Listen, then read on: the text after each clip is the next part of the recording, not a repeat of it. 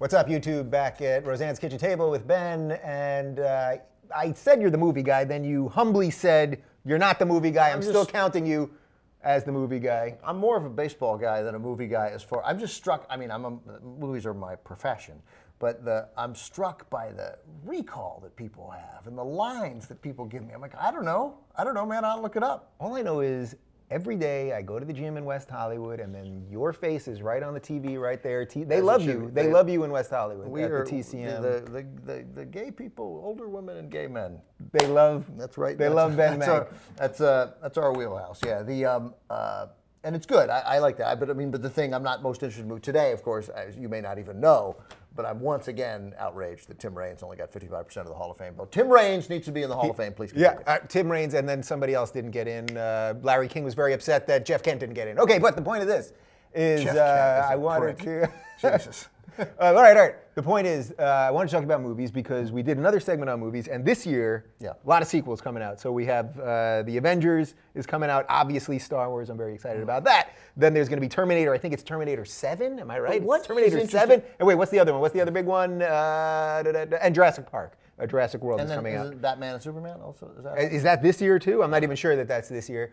I don't think that's this year. I think it might be the next. But point is, it seems like Hollywood can't do anything. They're already shooting it, though, so it's hard for me to believe that it wouldn't be out. But you might be right. Yeah. But I think it's interesting because we just did a segment on how box office is down. Yeah. And it seems like the only thing they can do is sort of regurgitate these things. Now, I like most of them, but you were saying you're not even into them. I'm not into the superhero movies anymore. I mean, some of them stand out, but then I instantly forget them. And I don't see how people are that excited for another Avengers. Like, we had one. It's going to be the same. I don't. Right. And then at the end. You think there'll be more explosions? And then at the end. No, someone's there at the end you didn't expect to see.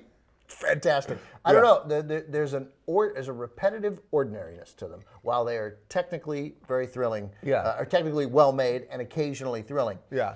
But Captain America. I liked Captain America. That was good. But there was one great scene in the elevator. But then I didn't care. Yeah. I know that I don't speak for everyone, but there is an incredible sameness to them, and whereas I get the excitement about Star Wars because here's the continuation of a cherished franchise in the hands of a very interesting man, a very interesting director. So I get, I'm a little interested in that, and I don't even really like Star Wars. I'm not. You don't like Star Wars? I liked it fine. I saw it 3 times when I was 10 because everybody who was 10 saw it 3 times. Yeah. But I remember very vividly thinking, I can't believe we gotta go see Star Wars again. But I'm 10, and all my friends are so excited. So I find your lack of faith disturbing. But I don't think that 2015 is any more of a since since Tobey Maguire first suited up. Yeah. Right.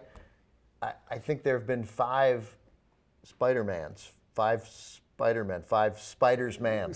They were 3 and then 2. Yeah. Right. Spider-Man. They were guys. So I think there have been 5.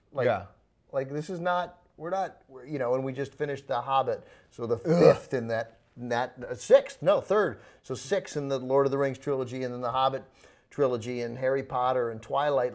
This is just the same. It's just the same. And Hollywood has always done it. Yeah. But now. But is it worse? That's the thing. It does seem worse to me now. Just the constant regurgitation. We can't come up with an actual fresh story. I really don't think it's worse. I mean, one of the most cherished movies that TCM fans have is the Maltese Falcon with Humphrey Bogart, Mary Astor, Sidney Greenstreet, and it was a remake. Their stuff was a remake then. Right.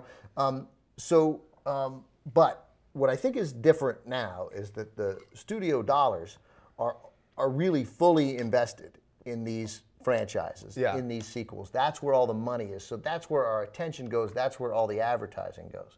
And whereas in the 1970s and even into the 80s, there were still really high quality, non-blockbuster stories being told on screen with real actors. And now those seem now we tend to think of there's 2 kinds of movies. There's these big, giant superhero or fantasy franchises, and then they're indie movies. Yeah. And there's almost nothing in between. And there's very little Argo. Yeah. Whether you liked Argo or not, what you're looking for is a movie about something interesting by grown-ups for grown-ups. Yeah. I don't care. I don't know why we've decided to sort of devote all our entertainment energy to pleasing 16-year-old boys. Yeah. Like so. But isn't that what we do with everything? Advertisers always want to go to the kids, and even though the kids never have the actual spending power. They're not the ones that buy cars. I guess they know what they're doing, right? Yeah. I guess they dictate what parents spend money on. But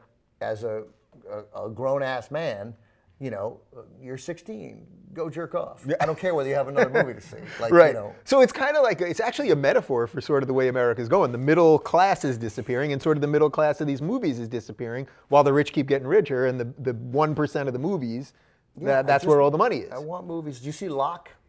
I didn't. Locke is a grown-up movie. I'm not even sure that I heard about it. Locke, it was about a door. Tom, that's right. It's about a guy that couldn't. He's really frustrated, and in the end, he gets a big case, and he unlocks the door.